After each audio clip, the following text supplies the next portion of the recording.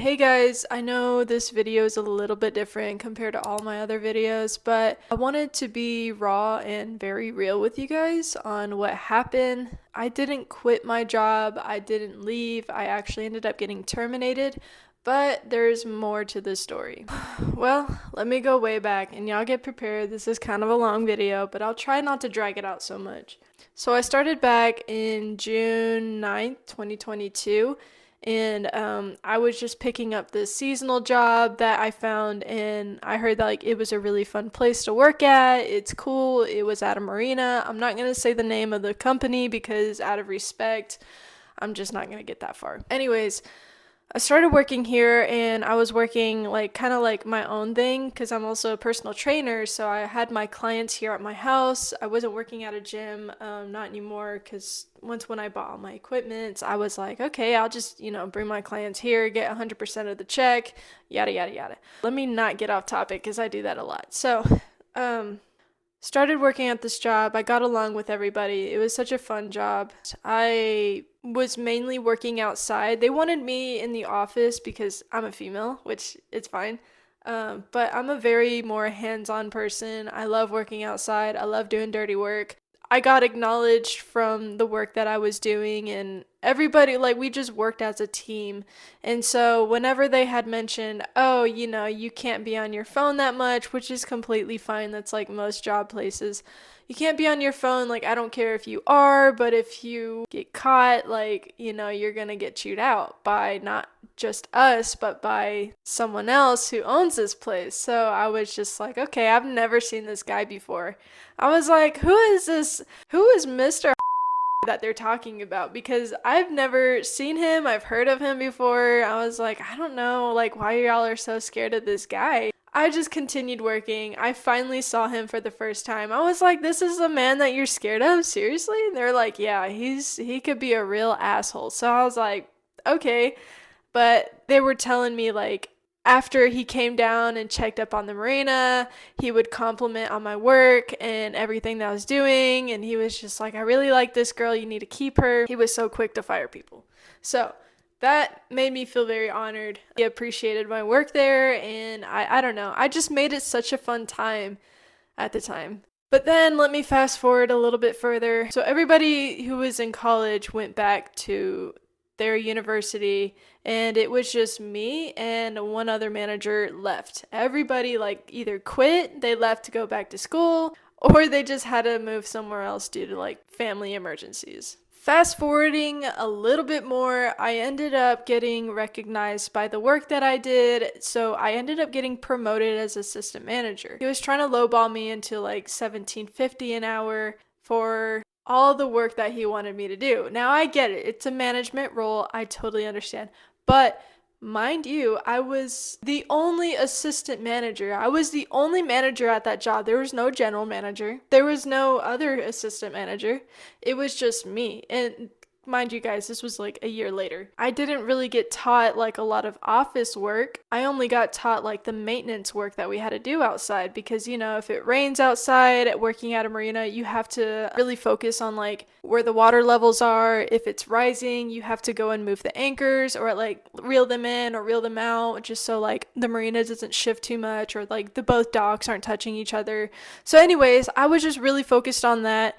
But he was like, no, I want to propose to you to become my assistant manager. And I was like, okay, I'm not going to do it for 17.50 an hour. I think I deserve at least $20 an hour because everybody left. I'm the only one here. And now you want me to hire other people. So I was like, okay, I'm doing all this by myself, never been a manager before. So I went ahead and I took it. I didn't know what I was doing, no, but the amount of knowledge I had before, I used that as my advantage. I built my foundation because I just had absolutely nobody to go to. Like I had my old manager who was working there, but she had quit. So here and there, I would call her and be like, hey, I know you and me are still really close. Can you help me out? And she would help me out with it all. After that, I just didn't want to rely on anybody else. I kind of wanted to just be like, okay, like if I'm going into this assistant management role, let me try to figure this out myself. I ended up hiring a whole team. I think we had like 8 people. I had to teach them all like everything that you needed to know at the marina. I taught them as much as I could. I would be the one setting up meetings for them and saying, hey, like, Monday or Tuesday in the morning, this meeting is mandatory because I just need all of you guys to understand how this is going to work, how it plays out, what we need to do for like boat inspection, what does the Corps of Engineer expect from us, even like the Coast Guards, the US Coast Guards, because I would have to talk to them too. But I was very stressed out, but I knew it was something that I really liked doing at the same time because I was playing a leadership role that I never thought I'd be doing. Another year passes, or not even another year. Actually, I got promoted like about 5 or 6 months later. I got promoted as a general manager, and that's when it all went to shit. As a general manager is pretty much what I was doing as assistant manager because I was the only manager. I got promoted as a general manager, and not only was I like running the whole marina, but I was talking to contractors. We were having a demolition going on one of the docks, and I just didn't know anything. Like, he wanted me to be a project manager, and I don't have experience in that. Like, this is the very first job I've ever became manager. And so I would set up even more meetings because I was like, hey, like, I'm glad that I have you guys on, but you guys need to help me out too because this is very new to me. I was very lenient on all my employers at the time. Like, hey, like, I don't mind if you like goof off here and there, but just make sure the work gets done.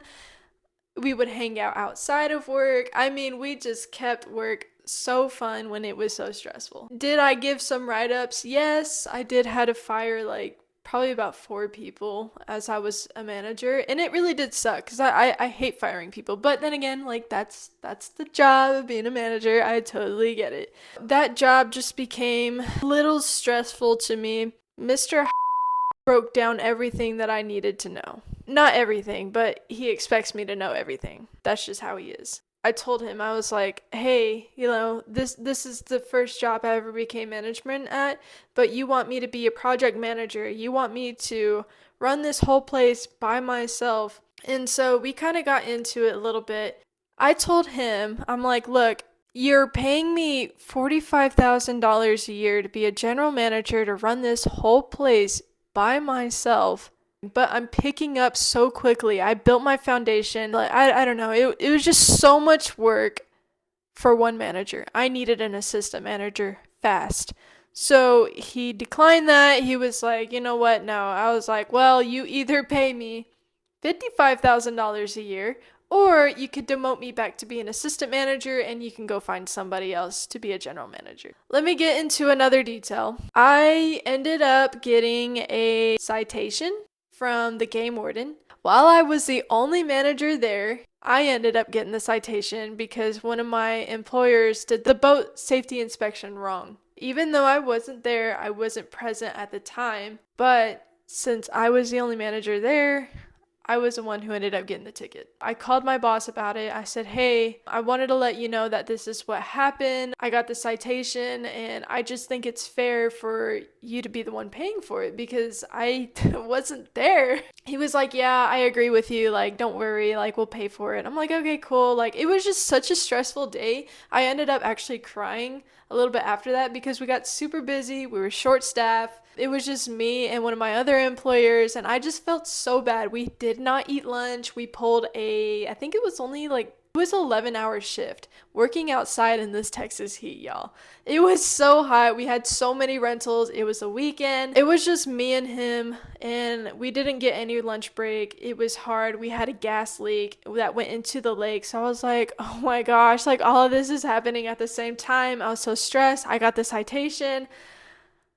I just needed a break. That was my breaking point because I was already so stressed out from that job with like how my own boss was treating me. I ended up breaking down crying. Oh my God. I remember this so vividly. I ended up breaking down crying, and I went into the women's bathroom and I just bawled my eyes out. Like, I was sitting there and I was like, what is going on? I'm trying so hard not to be emotional about this. When I tell you this job was a mental job, and it wasn't the coworkers, it wasn't the job, it was just the boss. It was just him that was making me like mentally not okay. Like, when I tell you I was not okay, I think I was crying like 3 times a week, and I am not a crier. I will hold that in till the day I die. I am not a crier. So that just got me absolutely bawling my eyes out in the bathroom, and I was like, okay, like, you know, the job's gotta get done. I just kept telling myself that, but every time I told myself that, like, more tears fell out of my eyes. I was like, oh my god, Ashley, get it together, it will be okay. I remember a lady knocked on the bathroom, she was asking me, hey, are you okay? I was like, yeah, just give me 1 minute, like, just give me a second, because I just need time to breathe. My anxiety was up high. I just couldn't take it anymore. I finally just like splashed some cold water on my face. Mascara was running down my eyes like so dramatically. I'm like, oh boy, here we go. And I hate crying in public. And boy, did I cry in public. Anyways, the show goes on. I go out there, wipe my tears and whatnot. I continue this 11-hour shift. I felt so bad. I was like, hey, now that it's finally slowing down a little bit, it was like 4:30 p.m. It's like, now that it's slowing down, I'm gonna go to this restaurant. Do you want anything? He was like, no, I'm okay. And I'm like, okay, yeah, whatever. I'm like, dude, I'm gonna get us both something. I ended up getting a big burger, and I halved it with him. I said, here, like, you can have this half, I'll have the other. We could both share the fries. Let's like, take a moment. He was really happy. That melted my heart. I was like, man, like, even though today was absolute dog shit, we did this, and it's almost time to close. Fast forwarding a little bit more, my mic is also blinking red, so hopefully it sticks with me to the end of this video like y'all are. Y'all hang in there like this microphone. Fast forwarding a little bit more, I like left early for work. I kid you not, y'all, I already work like 45 to 58 hours a week. I don't mind working 45 hours a week, but when he got me working 58 hours a week, y'all, I was tired. So I didn't think that leaving early would do any harm. That's whenever we had the new general manager, and I was back to being assistant manager. So I ended up leaving for work, so I thought everything was fine. And I get this call from my boss saying, hey, where did you go? Why did you leave the marina? I was like, well, I have other errands to get done. Like, I work so much that, like, I don't have time to get things done for myself. And that's currently what I'm doing. Mind you, it was the weekday. And he was like, what's so important in your life that you can't prioritize your time at the marina? I kid you not. I remember this so vividly. That is what he said. Straight up. I wish I got that in recording so I could show y'all. I don't have to explain my life to you. Like, that should be none of your business. Anything that I do outside of work is none of your business. And he was like, well, what companies do I need to call so I could situate this situation for you so I can get you back to work? I said, no, that's not how it works. I was like, I am not going to be explaining my life to you. That blew me away. No way did this man just ask me that. So, oh my gosh, so glad I'm not there anymore. He goes down to the marina. He starts like micromanaging everybody. Even though I told everybody what to do that day, I gave them all tasks. They knew what to do. They were such good workers. He went down there, micromanaged, and he was trying to get into my office door. So at least here's the evidence that I have. This is the office door that he kicked down because he couldn't get in there. And I told him what the code was. They even told him what the code was. And he still kicked my door down. This was a hostile environment that I just could not do anymore. He would throw tantrums. He cussed at other customers out. He did so many bad things that a lot of people were suing him for it. Because not only did he ask me, what am I doing with my life? I also got injured at this job. I got work compensated for it. But he still tries to get me to work and do all this other stuff that I had written on a piece of paper by my doctor saying it was only 25 pounds, that I cannot lift any more than 25 pounds. I went to a chiropractor because my boss told me, oh, you go to the chiropractor, you'll feel so much better. So just, get that done and come back to work. I was out of work for about a week and a half. But he would still call me, hey, how's your back doing? Mind you, he really does not care, okay? He does not care. And finally, the day that I got back at that marina, showed me, he was like, Ashley, I need you to come with me for a second.